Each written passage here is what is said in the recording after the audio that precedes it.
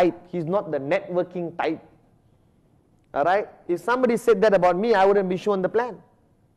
Half of you in this room may not be the networking type, but you were on somebody's list. You do not have the right, or you should not, prejudge people before putting them on the list. You write down every person you know on your list. You can divide it to family, to friends, all right, to working colleagues, to acquaintances. Who's acquaintances? Your mechanic, your barber. My mechanic is in the business. My barber is in the business. My accountant is in the business. Your postman can be in the business. I'm telling you, you have no idea how badly people out there need this.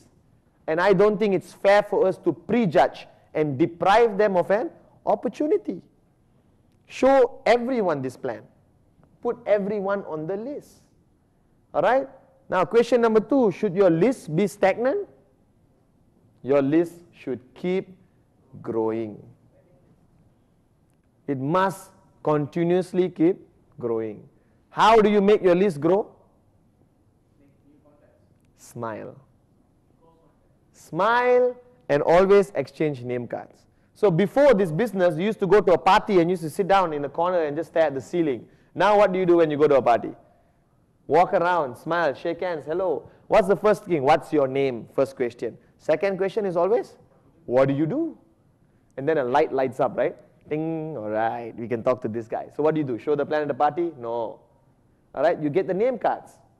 Right? We should meet one day for coffee. Now, when you get his name card, that's a new name on the list. All right? So your list should grow on a daily basis. Never become stagnant. I've been doing this business for 3 years. All right? And I came back the other day and I sat down and I wanted to do a list on my own. Right? I thought myself, I've exhausted all my contacts in my locality, Kuala Lumpur, Malaysia. Right? And I could come up with 125 names. My first trip to India, I came up with 450 name cards. My trip to Bali, Indonesia, was 4 days, I came up with about 25 name cards.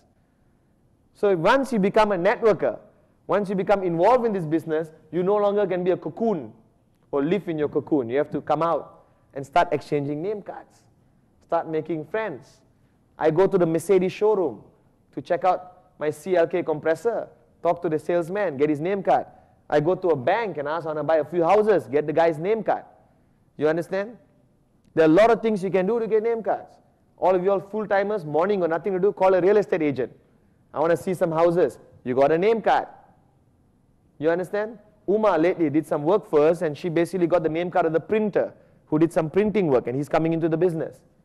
So never make your list stop growing. It grows, it grows. And then you got international contacts on your list. Should you immediately contact them? Wait. Wait until you have proven yourself in this market. Wait until you have developed a local market first. Right? If you can't build something in your own backyard, don't expect to go and build it in somebody else's. You understand? Take your time until you are financially in the position and in a leadership position to go and develop a network and commit time in a new market. All right? Unless you already have a very strong existing networker in a country and he wants to get started, fair enough. All right? And organizations like V-Team and your leadership base will support you in the foreign markets. So the list, number 1, the third building block. The first list is the list of your dreams, your goals, your visions, which put it where you can see. And that also will change and grow accordingly as you mature in this business. Number 2, your list of names. Please don't tell me 8 names. There's a problem. 100 US for each name you put on the list, trust me, you'll come up with 1,000. And that list continues to grow. You go out there and you make friends. You build contacts. You build relationships. All right, so we have done the 3 basic building blocks. All right, let me recap. The first one, your dream, your vision, your reason, your goals in this business. Number 2, your commitment, very crucial. Number 3, the list. Your names, your dreams, your visions, everything on it. And please don't show me your handphone and say, this is my list. Don't show me your home diary and say, this is your list. It has to be a separate sheet of paper written down, my goal quest list of names. You understand? Don't get away with this handphone list and all that. Okay, now, we move on to the 4th basic building block of this module. Okay? Now, this building block is basically called how to prospect or invite someone. Okay, so let's go back. You have done your dreams, you have got your reasons, you know why you came into this business. Block number 2, you know your commitment to this business. Building block number 3, you already have your list of names. So what's block number 4? You start doing the work. Alright? And your first step is to start contacting and inviting. Now, never before has anyone been afraid of the phone until they come to this building block. They stare at the phone and say, oh my God, I got to make a call. Alright? And you know, when you call somebody and you get your voicemail, you go like, whew, thank God, I don't have to talk to the guy personally. I leave a message on the voicemail. You're not at home? Thank you very much. Forget about it. You understand? Never have I seen grown adults afraid of the telecommunication device called the phone. Alright? Now, here's what you do. There are many ways of you to invite somebody. The first one is a face-to-face. You meet the guy and you say, listen, can we catch up next week? Okay? Number 2 is you do it over the phone. Majority of people are more comfortable doing it over the phone.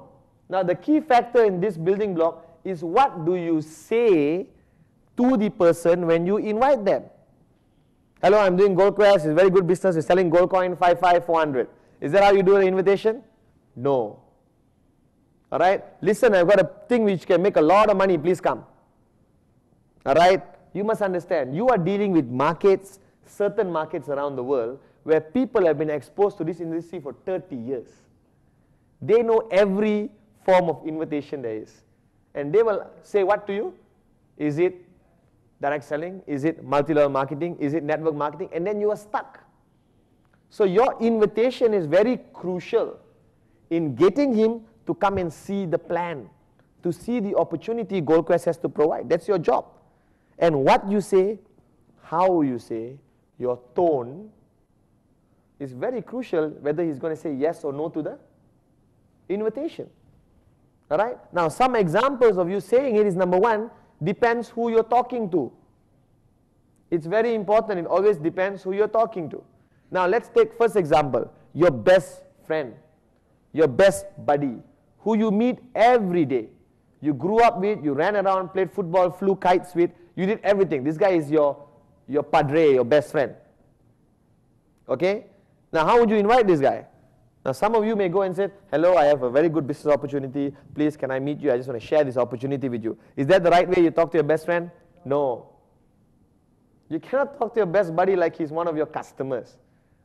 Right? Give him a bit more due respect. Hey, Munis, today, tea, my place, 5 o'clock, come over.